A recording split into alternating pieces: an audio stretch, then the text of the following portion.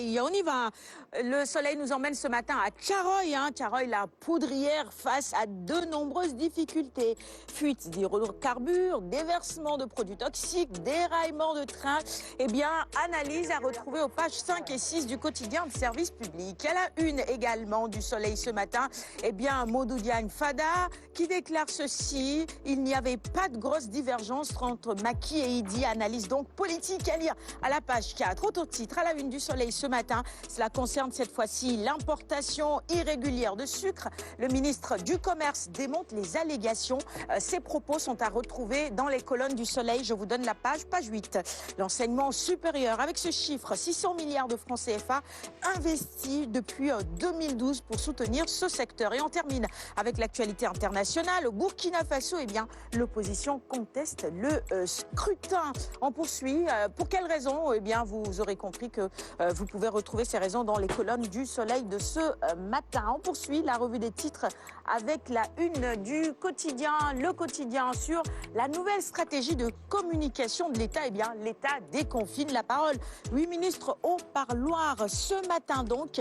Ils feront face à la presse. Ces ministres-là, depuis la suppression du poste de Premier ministre, eh bien, aucun membre du gouvernement ne s'est rendu à l'Assemblée pour faire face aux députés. En attendant, le régime du président Macky Sall vient de proposer une nouvelle stratégie de communication avec le programme Le gouvernement face à la presse. Ce matin, justement, 7 ministres et secrétaires d'État feront face aux journalistes pour évoquer les questions urgentes de l'heure, comme l'immigration clandestine, la polémique sur les DIPA et l'information professionnelle. Passons à la une du quotidien La Tribune sur justement cette même actualité, cette conférence de presse. Ce sera donc une évaluation des ministres tous les 15 jours, Macky devant le jury de la presse. Question-réponse sans limite donc. L'Observateur maintenant, on parle cette fois-ci de l'actualité politique et notamment des locales. L'impact de la nouvelle configuration politique, les locales, les pièges d'une élection décryptés par nos confrères de l'Obs quotidien du groupe Futur Média. Le populaire, Vox Populi plutôt, avec à la une l'actualité politique également avec cette rencontre. Seules les montagnes ne se rencontrent pas, dit-on. Sonko, Rabiboche, Barthes et Maître Moussa Diop, le maire de Mermoz Sacré-Cœur et l'ancien DG de Dakar Demdik, on fait la paix hier au domicile du leader du PASTEF.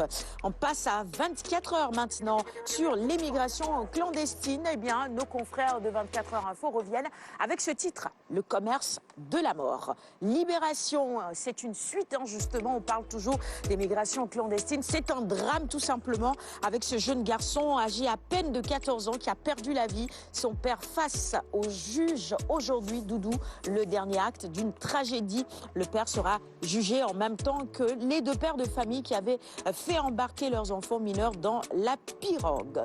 L'affaire des importations de sucre à retrouver également dans les colonnes de Libération ce matin, mais retenez que plusieurs hommes d'affaires ont été convoqués aux enquêtes douanières. Dakar Times, on poursuit la revue des titres avec justement l'accueil et l'insertion des jeunes et des enfants émigrés arrivés en France, l'hypocrisie française. Alors après avoir lu la lettre écrite par le ministre français de l'Intérieur adressée au préfet, on se demande à quel jeu jouent les autorités européennes et françaises plus particulièrement. Interrogation à la une de Dakar Times de ce jour. Là, on poursuit la revue des titres avec 2 autres sujets. D'abord, le déni de grossesse, radioscopie d'un phénomène assez bizarre. Des femmes sont enceintes sans le savoir et sans symptômes.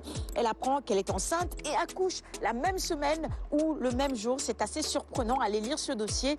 Et puis, à la une également, le démarrage de l'audit du processus électoral en janvier. Actualité politique. Énième report des locales. Peut-on également lire à la une de l'As ce matin. Les quotidiens sportifs, on y va avec Stade d'abord. À la une, la Ligue des Champions, la 4e journée, notamment Barça et Juventus pour les 8e. Le PSG est en danger. À la une également, Mendy, Edouard Mendy pour renforcer Gomis. Ghana sous pression, Crépin à l'assaut de Dortmund. On parle toujours de la Ligue des Champions des Sénégalais cette fois-ci, puisque nous le savons, beaucoup de nos lions joue dans ces championnats-là et dans ces clubs aussi. On passe à la une du quotidien Record pour parler toujours de la Ligue des Champions. Rennes-Chelsea à 17h55. Gomis-Mendy, la revanche ou la confirmation entre ces deux grands messieurs de la tanière, mais du football mondial de manière générale, parce qu'on le sait, ce sont de très bons goals et ils le confirment en ce moment, ces deux gardiens qui font notre fierté. Et puis basket, tous les 12 lions à Kigali. La tanière affiche complet. On souhaite évidemment bonne chance à nos lions du basket. On termine avec Sunulamb, la revue des titres de ce matin. Ouverture de la saison de lutte. Youssou N'Dour interpelle Macky Sall sur cette question. Le choc qui va ouvrir la saison, c'est Sour et Gamougué 2. Autre titre à la une également. La guerre des mots cette semaine. Modlo et Ama pour ouvrir les hostilités. Ils feront face évidemment à la presse. Conférence de presse donc avant combat de lutte.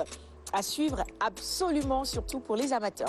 C'est tout pour la revue des titres de ce matin. Merci à tous de l'avoir suivi. Il est 6h49. J'offrirai les quotidiens de ce matin à nos invités avant la fin du magazine. Mais on enchaîne sur l'autre plateau avec Massamba, chronique éducation. Early in the morning, a long way, but you'll be